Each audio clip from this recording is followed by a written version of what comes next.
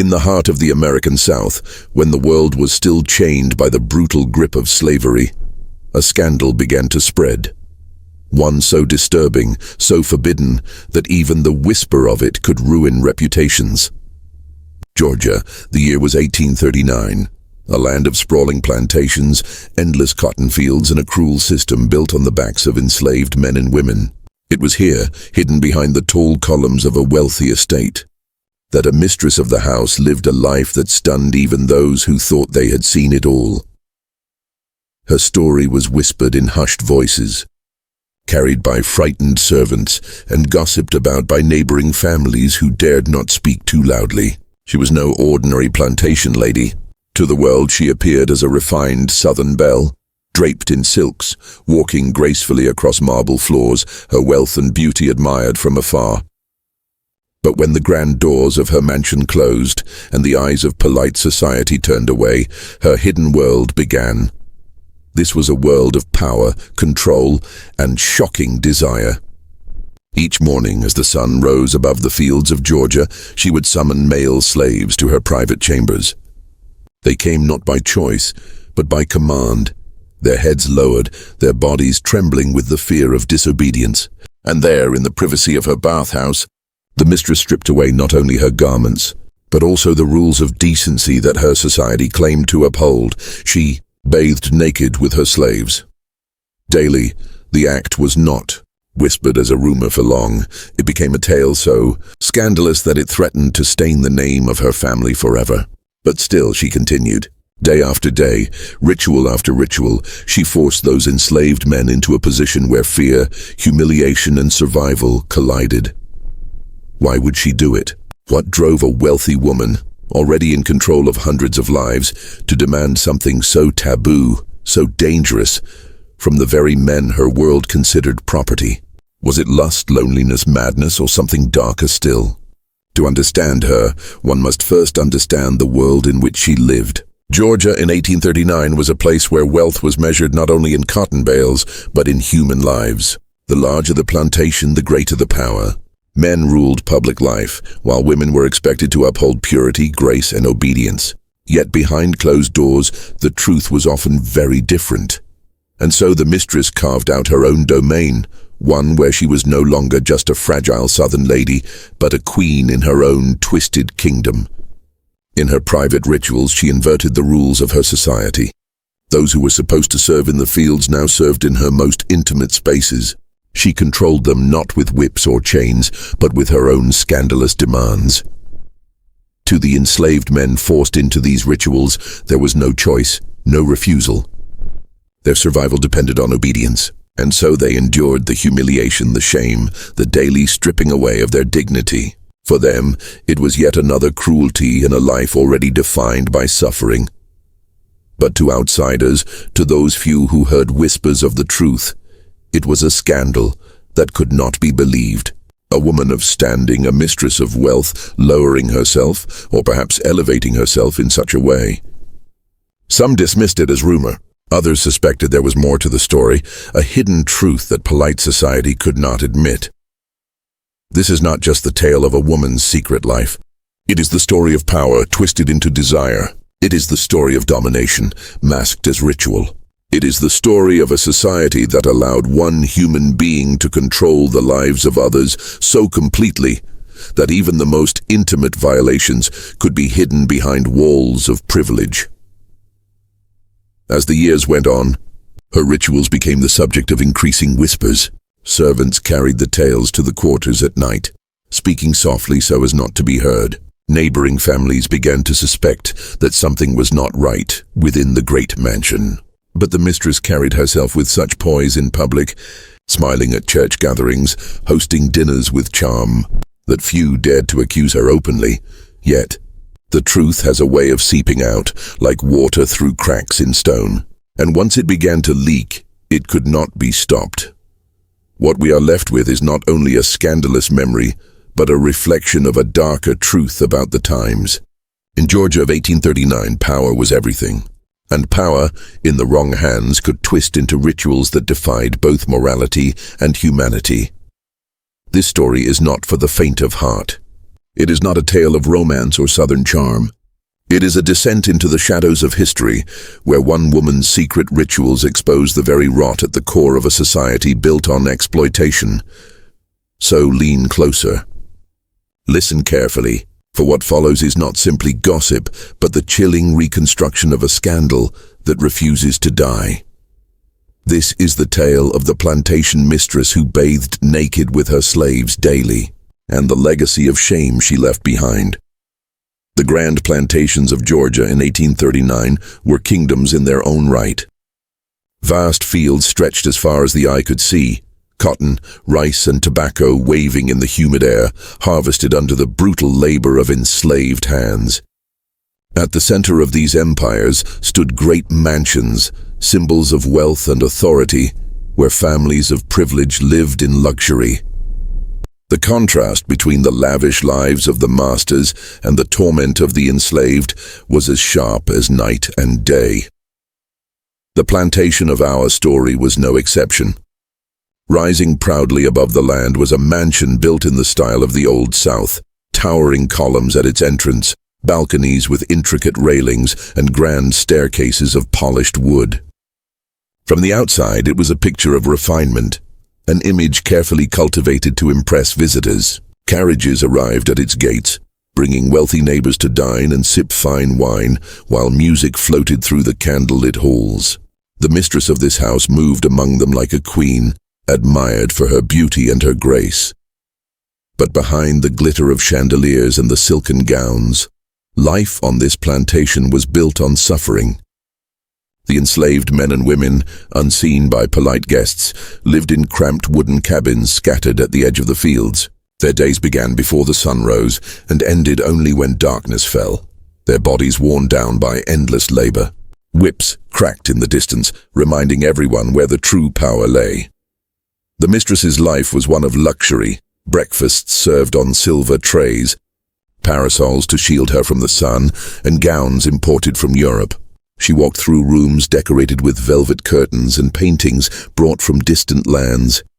She held the image of refinement in public, speaking softly, her posture straight, her every movement calculated to reflect Southern elegance. Yet none of it could hide the truth that the wealth she flaunted was built on chains and suffering. And beneath that carefully polished surface, secrets brewed. Every plantation had them. There were stories of masters who fathered children with enslaved women, of mistresses who punished those same women in jealous rage. There were whispers of cruelty hidden in locked rooms, of punishment so savage they were never spoken aloud. The polite facades of plantation life masked a world of shadows. For this particular mistress, her secret was darker still. She had all the wealth she could desire, all the respect her society could offer, and yet it was not enough. Power alone was intoxicating, but she craved something deeper. Control not just over the labor of her slaves, but over their very bodies, their dignity, their most private selves. Every corner of her mansion reflected her dominance. The kitchen bustled with enslaved cooks preparing her meals. The halls echoed with the quiet footsteps of enslaved maids tending to her chambers. The fields beyond the gates were filled with men who bent their backs under the southern sun so she could live in luxury. To her, they were not people. They were tools, possessions, and sometimes playthings. It was in this setting that her most scandalous rituals were born. The bathhouse stood at the edge of the main estate, a structure built with marble floors and copper tubs imported at great expense. Most plantations had bathing rooms, but few matched the extravagance of hers. Here, surrounded by steam and candlelight, she enacted the secret that would one day shock her neighbors. The bathhouse became her throne room, a stage for her unholy ceremonies of power. But in 1839, no visitor to the estate would have guessed. When they came for gatherings, they saw only a woman of refinement. They admired her delicate hands, the smoothness of her skin, the grace with which she poured tea. They whispered about her beauty, some envious, others enthralled. They praised her devotion to appearances, never knowing that the very slaves who poured their drinks and cleared their plates had seen a side of their mistress that no respectable woman should ever reveal. The life of a plantation was built on two faces.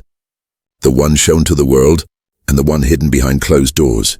Outwardly order and civility, inwardly cruelty and perversion. The mistress understood this duality well. She had mastered the art of deception, appearing pure in society while indulging in the darkest desires in private. It was this very contrast that made her scandal so explosive when it finally came to light. But before we arrive at the whispers, the rumors, and the fall, we must first understand the woman herself. Who was she truly?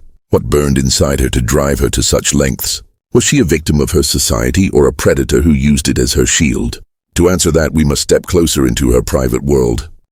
We must peel away the layers of silk and lace, the soft smiles and graceful manners, to uncover the truth of the mistress herself, her beauty, her cruelty, her hunger for dominance. Only then can we begin to understand why the scandal of Georgia 1839 shocked even the most hardened hearts. To understand the scandal, one must first understand the woman at its center. She was not just another southern lady draped in lace and pearl. She was a creature of contradictions, charming and cruel, refined and reckless, admired in public yet feared in private. Her name has been lost in the layers of whispered history, but her image remains burned into memory. The mistress who bent the rules of her world until they shattered. In Georgia of 1839, beauty was a weapon and she wielded it with precision. She was known across the county for her striking features, skin pale as ivory, eyes that glimmered with an unsettling intensity, and lips that curved into a smile both inviting and dangerous. Her hair, dark and thick, was arranged in elegant styles that matched the fashions of Charleston and Savannah. When she walked into a room, conversations faltered. Men stole glances, and women studied her gowns with envy. But beneath her beauty lay something colder, sharper, a hunger that could never be satisfied. The wealth of her plantation gave her power, but it was not enough. She wanted control that reached beyond appearances, beyond polite society's approval. She wanted power that invaded the most private corners of life. And in that pursuit, she found herself drawn again and again to the enslaved men who served her household. Society demanded that women of her class remain pure, fragile, dependent on their husbands for status. But she defied those rules. Her husband, though present in the background, played little part in her legend. Some say he was weak, content to let her rule the household. Others whisper he turned a blind eye, unwilling to challenge her dominance. Whatever the truth, the plantation mistress operated as if the estate belonged to her alone. In her presence, servants trembled.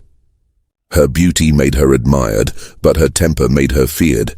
A glance from her sharp eyes could silence a room. She carried herself not like a wife, but like a queen. Untouchable, commanding, fully aware of the power her position gave her. To her, the enslaved men were not just laborers in the fields. They were extensions of her will, bodies she could command just as easily as she commanded the planting of crops or the serving of meals. It was this twisted sense of dominance that shaped her scandal. Unlike other women of her circle who might channel their frustrations into gossip or cruelty toward enslaved women, she turned her attention toward the men. To her, they were symbols of raw strength, trapped by chains of obedience. She saw in them both the physicality she desired and the vulnerability she craved to control. Her beauty gave her the illusion of innocence, but behind it pulsed a dangerous desire. She wanted to strip away not just her own silken gowns, but also the layers of dignity from those around her. She wanted to expose and humiliate, to make her private chambers a theater of her power. It was not enough to own land and people. She needed to feel their submission in her most intimate spaces. Those who knew her socially never suspected. At church gatherings, she bowed her head in prayer, her lace gloves folded neatly in her lap. At dinners, she played the part of gracious hostess, laughing at the right moments, pouring wine with practiced ease. To outsiders, she was a model of Southern femininity, charming, intelligent, and untouchable. But when the crowds dispersed and the doors closed, her true self emerged. Some of the enslaved men later spoke, in cautious whispers, of her intensity. She was not tender, not affectionate. Her presence was overwhelming, her gaze sharp and unrelenting. She demanded silence. She demanded obedience. Her beauty, once admired in the daylight, became a mask for cruelty in the dark. For them, she was not a delicate mistress, but a predator cloaked in silk. It is important to understand that her scandal was not born from passion alone. It was born from control. In a society where white women of status were expected to embody purity, she inverted the role completely. She embraced the taboo, flaunted the forbidden, and made it her ritual. While other women clung to reputations of chastity, she carved her own path through scandal. And though she risked everything, her social standing, her family's name, she seemed to revel in the danger. Why? Perhaps it was loneliness. Perhaps it was resentment toward a world that confined women to drawing rooms and parlors. Perhaps it was madness. Or perhaps it was simply the intoxication of unchecked power. History leaves us only fragments, only rumors carried through generations. But in those fragments, one truth is clear. She lived for the thrill of breaking the rules that bound everyone else. And so the image of the mistress remains. Beautiful, commanding, and terrifying. She was a woman who blurred the lines between victim and oppressor, between queen and tyrant, between desire and cruelty. She was not content with appearances. She demanded submission. She demanded ritual. She demanded scandal. To truly grasp the weight of her actions, we must now turn to the moment it all began, the first bathing ritual, when she cast aside society's mask completely and revealed the darkness she had long carried within her. It began quietly, as such things often do. Not with thunder, not with confrontation, but with a choice, an unspoken command that changed everything. One humid evening in the late summer of 1839, the mistress summoned 2 enslaved men to her private bathhouse. The call itself was unusual. Male slaves were expected to labor in the fields, not enter the private quarters of the mistress. When the order came, they obeyed, though their steps were heavy with dread. To disobey was unthinkable. To obey was terrifying. The bathhouse was unlike any other structure on the plantation. Built of brick and trimmed with marble, it glowed with candlelight as dusk fell. Inside, steam rose from a great copper tub filled with warm water, scented with lavender oils imported from Europe.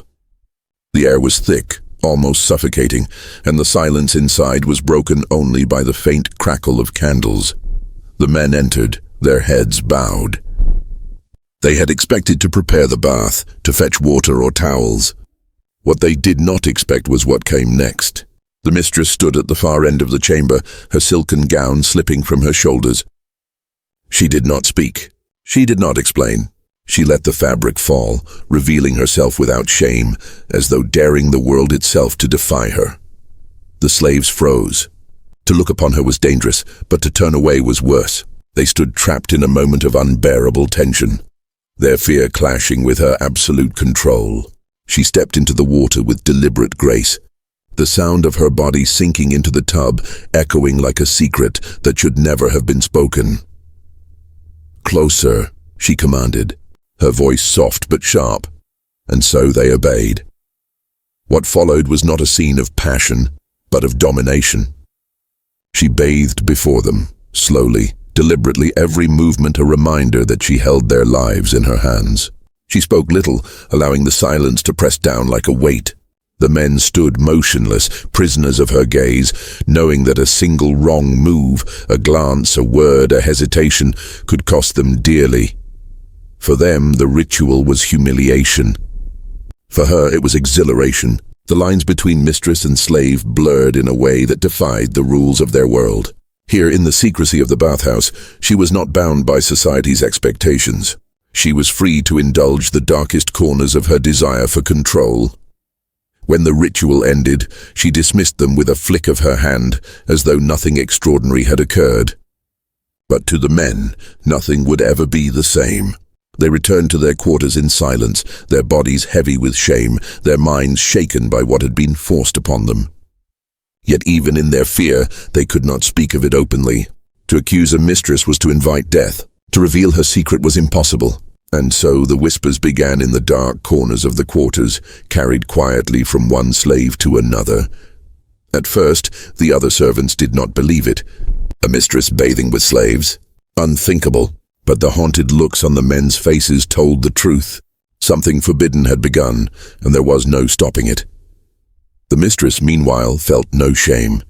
If anything, she was emboldened. The thrill of the ritual lingered in her mind, the memory of their silence, their obedience, their helplessness. She had tasted a power that went beyond ownership. It was not enough to command their labor in the fields. Now she commanded their presence in her most intimate spaces. The bathhouse became her sanctuary, a place where rules no longer applied. Each flicker of candlelight seemed to shield her from judgment, as though the outside world could never penetrate the steam-filled walls. And with each ritual her hunger grew, but secrets cannot remain buried forever. A servant passing in the hall might notice the late summons. A neighbor visiting unexpectedly might wonder why the bathhouse was lit so often. And the men themselves, though silenced by fear, could not keep the weight of their shame entirely hidden. Their eyes carried the burden, and others began to notice. It was in this way that the first rumors were born, not in the drawing rooms of high society, but in the slave quarters, whispered over dying embers of a fire at night. They spoke of the mistress who stripped away not only her clothes, but also the dignity of those she commanded. They spoke of rituals too scandalous to name. They spoke of a woman who had crossed lines no one dared acknowledge. For now, these whispers stayed hidden in the shadows, but whispers have a way of traveling, like smoke slipping through cracks in a wall. They carried the story from lips too fearful to speak aloud, until even the servants in the mansion began to suspect. And once suspicion begins, it is almost impossible to contain. That first bathing ritual, shocking as it was only the beginning. What began as a single act of domination would soon become a daily habit, a ritual repeated until it became her way of life. And with repetition came danger, for the more often the scandal occurred, the more likely it was to be exposed. The mistress, however, seemed unconcerned. To her, the secrecy was part of the thrill. Each time she stepped into the bath before those trembling men, she felt untouchable, unstoppable, as though she had mastered both her world and theirs. She believed herself safe behind her wealth, her beauty, and her role in society. But every candle burns down eventually, and every secret leaves a trace. What began as a single night of forbidden indulgence did not remain an isolated event. For the mistress of the plantation, the first ritual had been intoxicating, a taste of power she had never experienced before. And once tasted, it demanded more. The very next evening she sent for them again. 2 men, summoned from the slave quarters after a day's brutal labor, were ordered to the bathhouse. Their exhaustion was met not with rest, but with the same suffocating heat of steam and candlelight, the same copper tub glistening with perfumed oils. This time there was no hesitation from her. She undressed with the same deliberate grace, her silks falling as easily as leaves stripped from a tree. She did not need to issue many commands. The men already knew what was expected of them: silence, obedience, stillness. Their terror was her guarantee of control. Night after night the ritual repeated itself. At first the men were rotated, replaced with others, so that no one slave bore the weight alone. But soon she grew particular. She chose favorites, not because of their appearance, but because of the way fear showed in their eyes, because of the trembling in their hands when they poured water or handed her a cloth. That trembling thrilled her. It reminded her that she could unravel the strongest men with a glance, a command, a single act of defiance against the rigid boundaries of her world. For the slaves, however, the repetition was torment. Each summons was a walk into humiliation, a forced participation in a ritual that stripped them not only of their dignity, but of their humanity. And yet they had no voice to resist. Refusal was death. Compliance was survival. Over time, the ritual became clockwork. The bathhouse lights burned almost every evening. Servants in the mansion pretended not to notice, but they whispered among themselves. They saw the men summoned. They saw them return with hollow eyes. They did not need details. The silence spoke enough. The mistress herself grew careless in her hunger.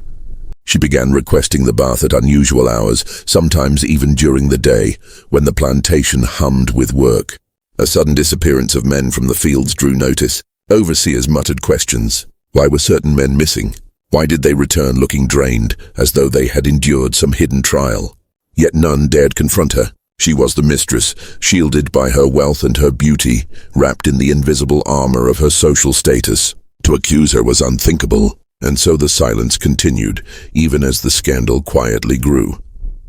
Inside the bathhouse, repetition turned to ritual, and ritual turned to obsession. She experimented with the power she wielded, sometimes speaking, sometimes commanding absolute silence. Sometimes she demanded they look at her. Other times, she punished them for letting their eyes wander. The rules shifted at her whim, and in that unpredictability lay her control. For her, these daily encounters were not about desire alone. They were about proof that she could cross every line society had drawn and suffer no consequence. Proof that she could bend men who had been denied even their own names to her will, not only in labor but in intimacy. Each night was a performance of domination, an echo of the twisted hierarchy that governed the plantation itself. And yet, with every repetition, the danger mounted. Secrets thrive in shadows, but daily rituals cast long patterns. The slaves whispered more openly now, their voices low but steady. Stories traveled from the quarters to the kitchens, from the kitchens to the stables. The mistress's secret was no longer a secret at all within the walls of her estate. It was a ghost that haunted every corner of the plantation. Even her husband, though distant, could not remain blind forever. He noticed the unusual rhythms of the household, the way certain men seemed to vanish when summoned. He noticed the lingering scent of lavender oils carried faintly on the bodies of those who had no business being near such luxuries. But suspicion is not proof, and proof was nearly impossible to obtain. Still, the repetition itself was proof enough for those who lived under her roof. The scandal was not whispered as possibility, it was spoken as certainty. Everyone knew. No one dared say it aloud. The men trapped in her rituals endured a torment that words could barely hold. Each night was survival. Each night was humiliation. They lived with the weight of knowing their suffering could never be spoken. Their voices swallowed by fear. And as the mistress grew more daring, they grew more broken. For her, the ritual became addictive. What once filled her with nervous exhilaration now became routine, something she required, like air or water. A day without it felt incomplete, hollow. She no longer asked herself why she did it. She only asked when, and that hunger, that endless repetition, was the seed of her undoing. For no scandal can remain contained once it becomes habit. Habit leaves trails. Habit invites witnesses. Habit breeds recklessness. The plantation had become a stage for her darkest desires, but beyond its gates lay a society ready to destroy her if it ever learned the truth. She believed herself untouchable, but every night she lit the candles of the bathhouse. Every night she called for trembling men. Every night she stepped into that tub, she was building not just a ritual, but a scandal destined to explode. For a time, the mistress's scandal lived only within the boundaries of her estate. It was contained in the silence of the men she summoned, in the uneasy glances of the servants who dared not speak too loudly, in the suspicious eyes of the overseers who sensed something but lacked the courage to name it. But secrets, no matter how carefully buried, have a way of seeping into the cracks of society. And in Georgia, in 1839, whispers traveled faster than fire in dry fields. It began in the kitchens. Servants spoke in hushed tones as they prepared meals, trading fragments of the truth like stolen goods. "Did you see the bathhouse lights last night?" One would murmur. "She kept them again past midnight." Another would reply with a knowing look, their words unspoken but heavy with understanding. From there, the whispers bled into the stables, where grooms exchanged rumors as they tended to horses, then into the quarters, where slaves carried the story like a wound, unable to contain the weight of what they endured. The slaves themselves, though silenced by fear, could not resist murmuring to one another in the safety of the night. Around fires, in whispers carried by the dark, they shared their stories. Each man who had been summoned to the bathhouse thought he bore his suffering alone, until he realized others had been forced to the same ritual.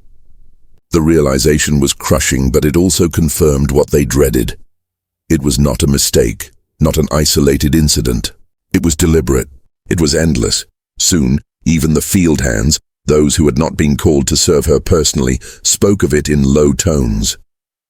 The mistress's name carried not the respect of power, but the weight of scandal. Among the enslaved, she was no longer the distant, untouchable figure of authority. She was something else, a tormentor, a shadow, a predator who turned the most private rituals of life into a stage for control. The overseers, too, began to notice the change. Productivity waned. Men worked with hollow eyes, their energy sapped not only by labor but by dread. The summons to the bathhouse became a punishment feared more than the whip. And though the overseers were paid to care for output, they could not ignore the strange rhythms that unfolded under the mistress's watch. Outside the plantation, suspicion took root. Visitors from neighboring estates remarked on the unusual energy of the household. They noticed the nervousness of the men, the way servants avoided certain subjects, the strange hours kept by the mistress. Rumors began to circulate over dinner tables and at Sunday gatherings after church. She keeps odd habits, neighbors said. She isolates herself. Others spoke more boldly. I hear she takes liberties no Christian woman should. These whispers carried a dangerous weight. In a society built on appearances and moral facades, reputation was currency. A single rumor, if repeated often enough, could corrode the foundation of respectability. The mistress, once admired for her wealth and beauty, now became the subject of speculation that grew darker with each retelling. The scandal spread further when tradesmen, too, began to take notice. Merchants delivering oils and scented soaps to the estate asked themselves why such luxuries were ordered in excess. Stable boys overheard fragments of conversation when deliveries arrived late at night. Even a stray servant who left the estate carried whispers with them, feeding the growing storm beyond the gates. The mistress, however, seemed blind to it all. Emboldened by the silence within her walls, she convinced herself she remained untouchable. She mistook fear for loyalty and whispers for shadows. Her arrogance blinded her to the fact that repetition leaves patterns, and patterns leave trails. Yet the slaves knew the truth. The danger was growing. Every whispered word increased the risk that someone, someday, would speak too loudly, too boldly, too carelessly. A single loose tongue could unravel everything. And in the suffocating heat of Georgia's social order, where gossip was weapon and scandal was blood sport, it was only a matter of time. The tension mounted when rumors reached the ears of the church. Preachers, always eager to defend morality, began to speak in broader warnings during sermons. Of sin hidden in the shadows, of women who defied the roles God intended, of indulgence that led only to ruin. They did not name her, not yet, but their words rang with pointed accusation. Parishioners exchanged glances, many of them already suspecting who the sermons described. Meanwhile, her husband, though often absent, could not remain deaf forever. He heard whispers from neighboring planters, hints dropped at gatherings, questions too sharp to be innocent. Though he dismissed them publicly, inside he grew restless. Was it possible? Could the woman he had married, the mistress of his household, truly be guilty of such grotesque defiance? He wanted to deny it. He needed to deny it. But the smoke of scandal was growing, and with it came the undeniable threat of fire. And so the story of the mistress who bathed with her slaves spread, not as a bold declaration but as a quiet poison. It traveled from lips to ears, from kitchens to parlors, from the quarters to the pews. It was a scandal too dangerous to name openly, yet too tempting to ignore.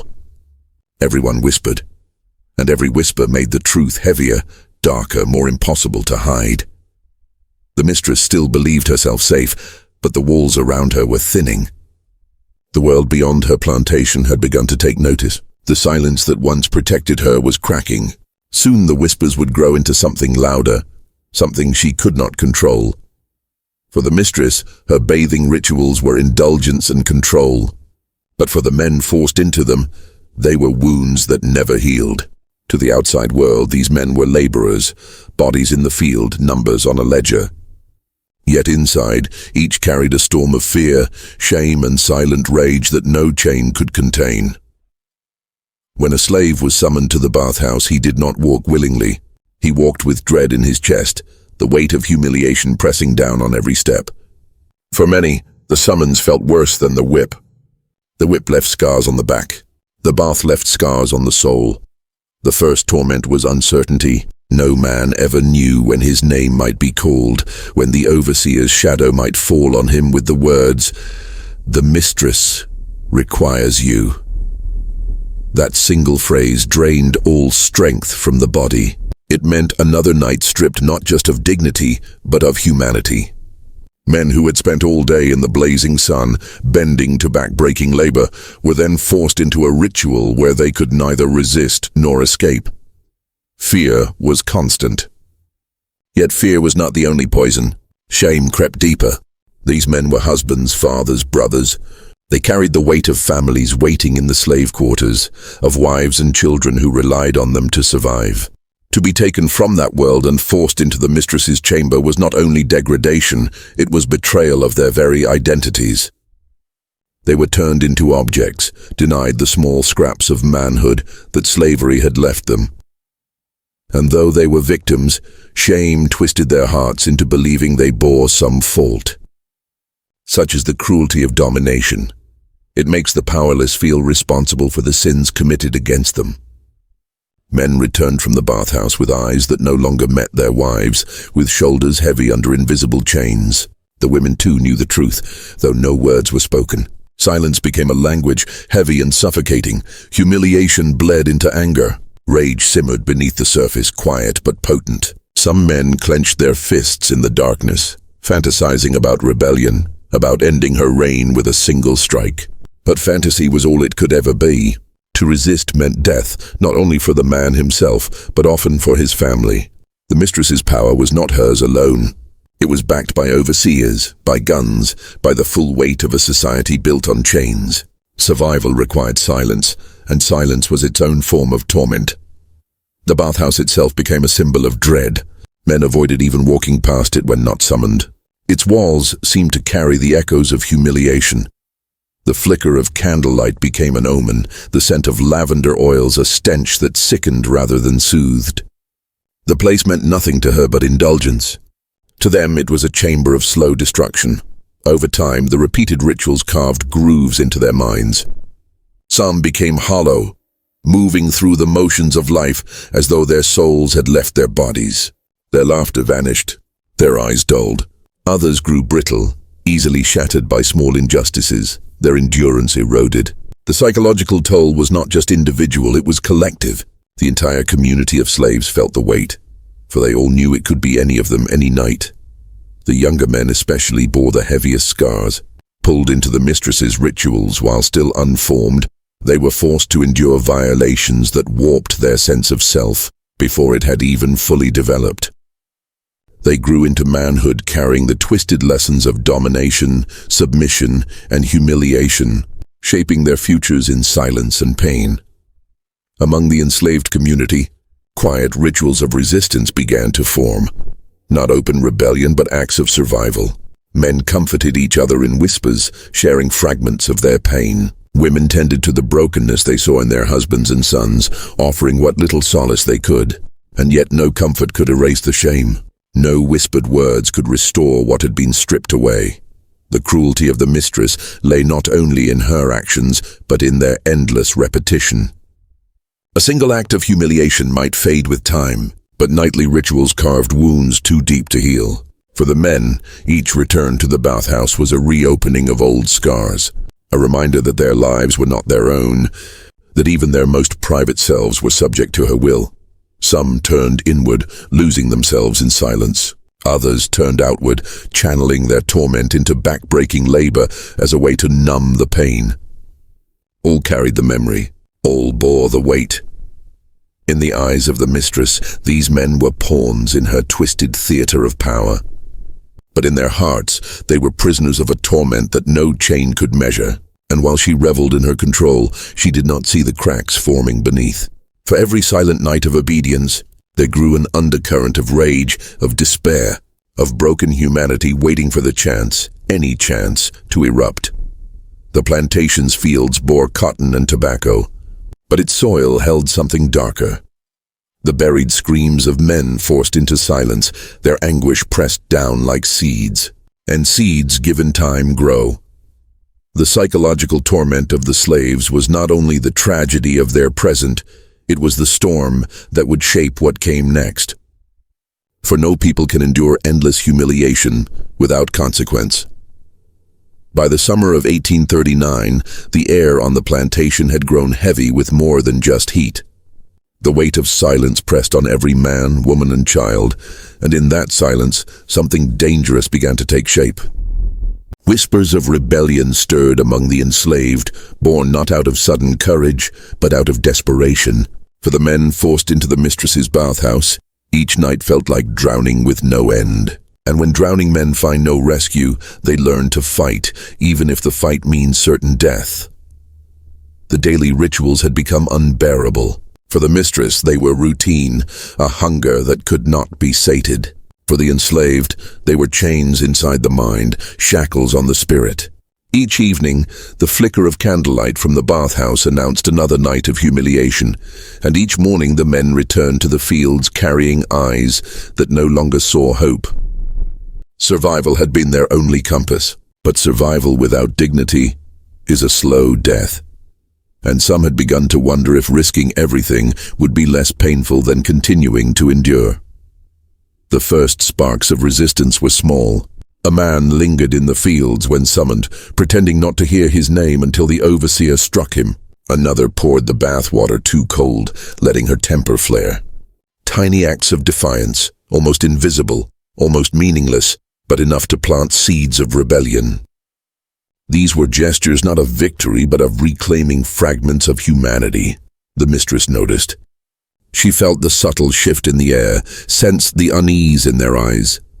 Where once they trembled, now they hardened.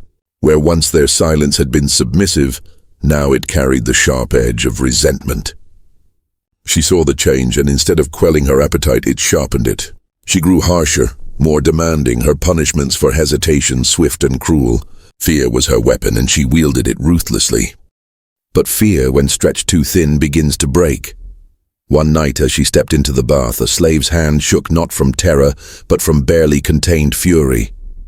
He poured the water too fast, spilling it across the floor. She struck him with the back of her hand, her voice cutting like glass. But behind his lowered eyes burned something she had not seen before: defiance. It was fleeting, hidden quickly, but it was there, and it unsettled her. In the quarters, the whispers grew louder. Men spoke of escape, of running into the swamps where dogs could not easily follow. Others spoke of vengeance, of ending her rituals by ending her life. They knew the risks.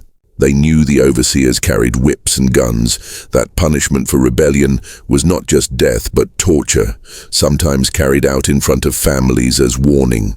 Yet still the whispers spread, because when men are stripped of all dignity, fear loses its grip, and desperation takes its place. The women of the quarters, too, felt the shift. They tended to their broken husbands and sons, but they also warned them. Wait, endure, do not risk it. They knew rebellion rarely ended with freedom. It ended in blood. Yet even their pleas could not extinguish the embers glowing in the hearts of men, too broken to bear another night in the bathhouse. The mistress herself began to unravel. She sensed the danger but could not name it. The silence that had once reassured her now made her paranoid. She heard whispers in every corner, imagined eyes watching her from the shadows. Even in the bathhouse, surrounded by trembling men, she felt exposed, vulnerable. Her dominance no longer gave her comfort. It gave her fear. She began to summon more men at once, perhaps believing that numbers would protect her. But numbers only made the ritual heavier, darker, more unbearable for those forced to endure it. The breaking point came not with fire or blood, but with silence. One evening, when her summons was sent, the chosen man did not move. He stood still, eyes fixed on the ground. The overseer struck him, but he did not flinch. The others around him froze, waiting for what would follow. The man's refusal was a spark in dry grass. It was not shouted rebellion.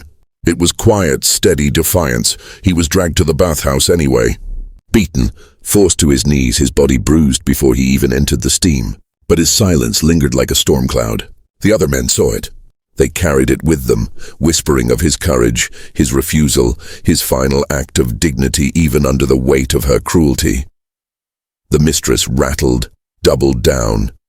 She punished him harshly and made the ritual that night even more severe, as though breaking one man would restore her control over them all. But she was blind to the truth. The breaking point had already come. Her cruelty no longer inspired only fear.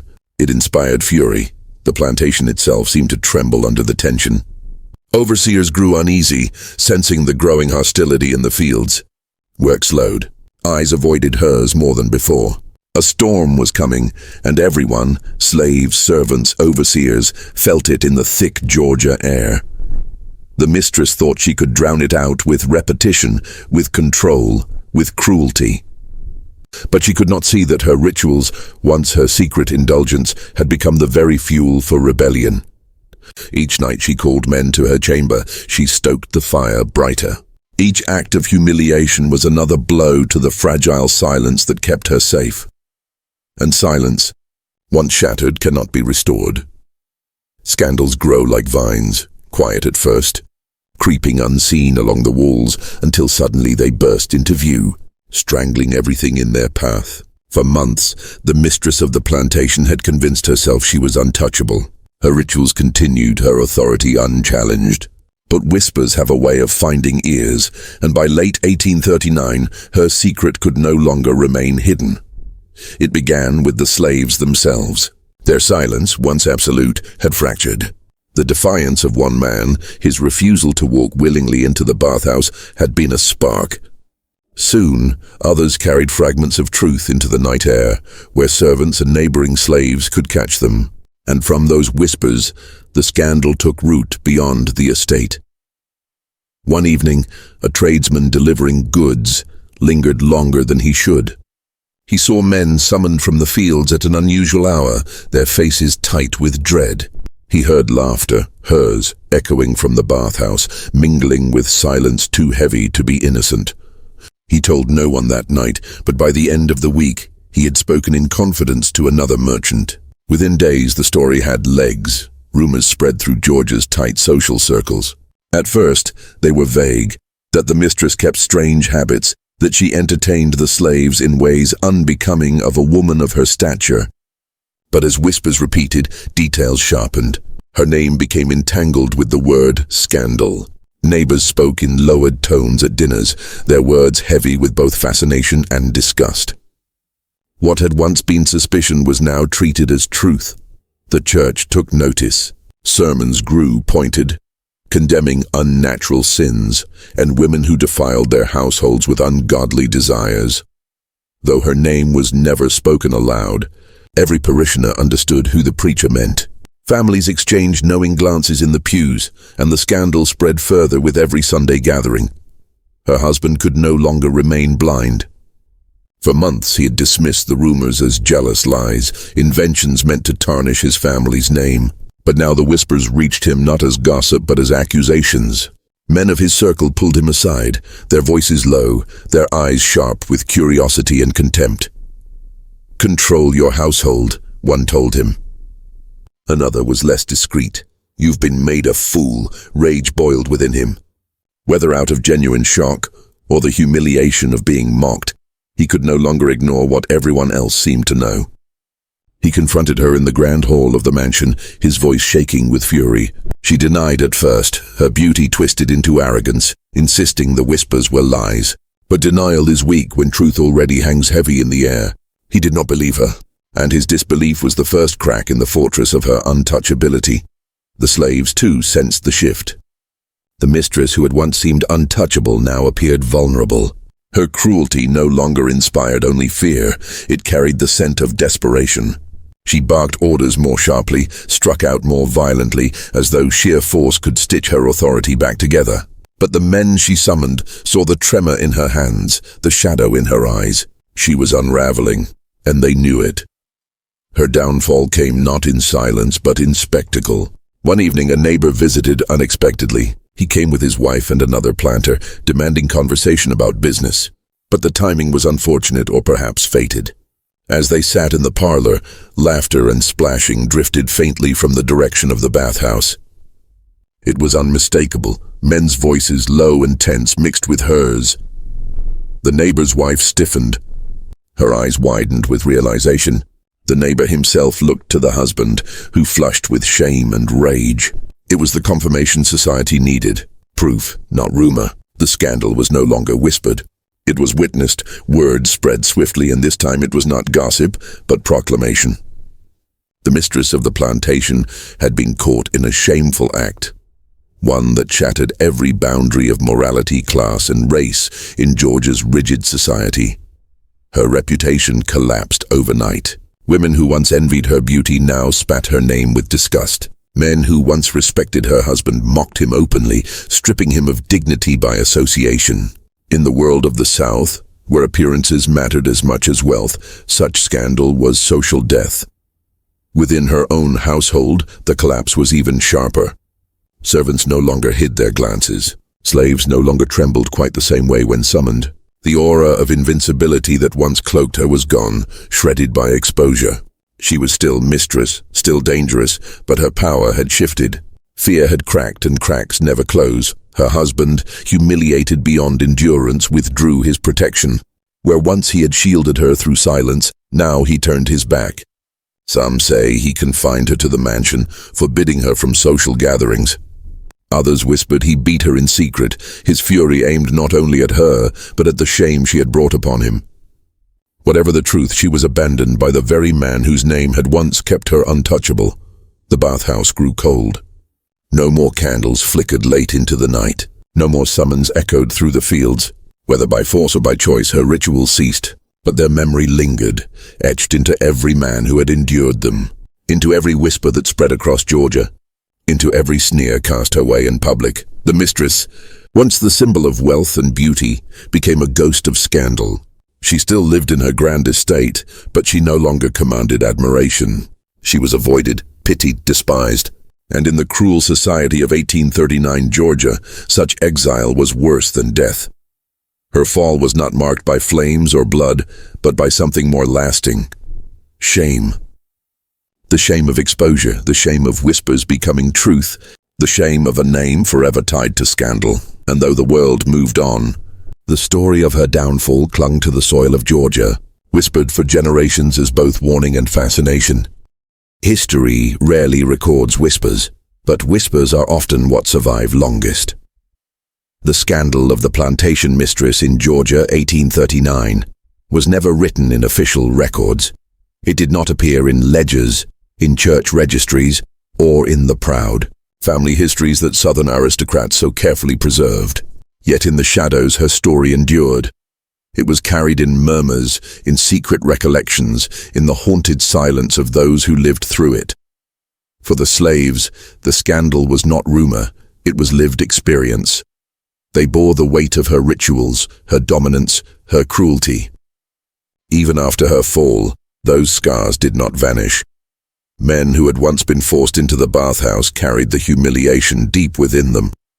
To speak of it openly would have been dangerous, even impossible. But memory has a way of finding passage through generations.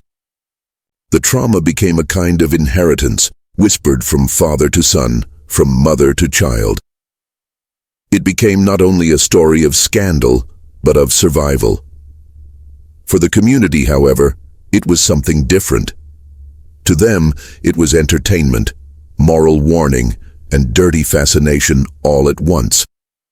In hushed conversations at social gatherings, her name became a byword for disgrace.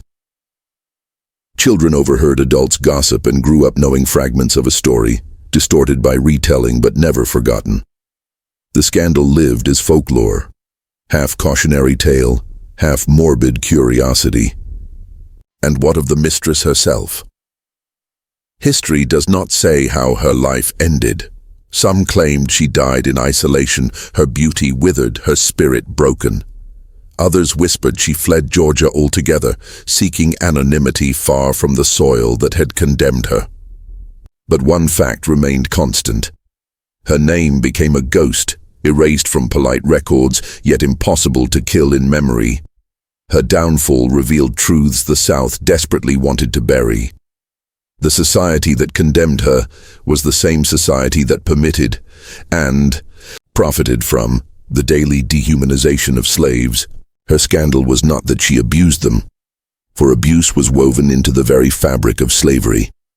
Her scandal was that she blurred the lines of race, class, and gender in ways that made the white elite deeply uncomfortable. She was not punished for cruelty. She was punished for crossing invisible boundaries. That is the darkest irony of her story. In a world where enslaved people were bought, sold, whipped, and broken without consequence, it was not their suffering that shocked Georgia. It was the shame of a white woman's reputation. Her actions offended society not because they hurt the enslaved, but because they revealed an intimacy, a mingling, a corruption of the rigid racial hierarchy. The scandal was less about justice than about appearances, and so the legacy of 1839 was not just one woman's disgrace, but a mirror held up to a corrupt system. A system that would rather erase a story than confront what it revealed. In the decades that followed, as the Civil War tore through the South and slavery was abolished, her name faded from public lips. Yet the tale endured in secret corners, slave descendants who spoke of the bathhouse mistress, Southern families who retold the story behind closed doors, historians who stumbled upon scraps of rumor in forgotten letters. Each retelling reshaped her, made her larger, darker, more myth than flesh. Today, her story remains unsettling. Not because of the sensational details, the naked rituals, the whispered laughter, the nightly cruelty, but because it forces us to confront uncomfortable questions. How many such scandals were buried, scrubbed from history because they tarnish the image of Southern nobility? How many women or men used power in ways we may never know, their victims silenced by fear and time? The scandal of 1839 is just one fragment, one glimpse into the rot behind the polished facade of plantation life. But fragments matter. Fragments are all history leaves us when truth is inconvenient. And in this fragment, we see the cruelty of power, the desperation of control, and the silence of victims whose stories deserve to be heard. Imagine the bathhouse, still standing, its wood rotting, its walls heavy with ghosts. Imagine the whispers still clinging to its beams, the echo of footsteps on its floor. Time may have swallowed the mistress, but the shadows of what she did linger in the soil, in the memory of a place where silence once hid sin.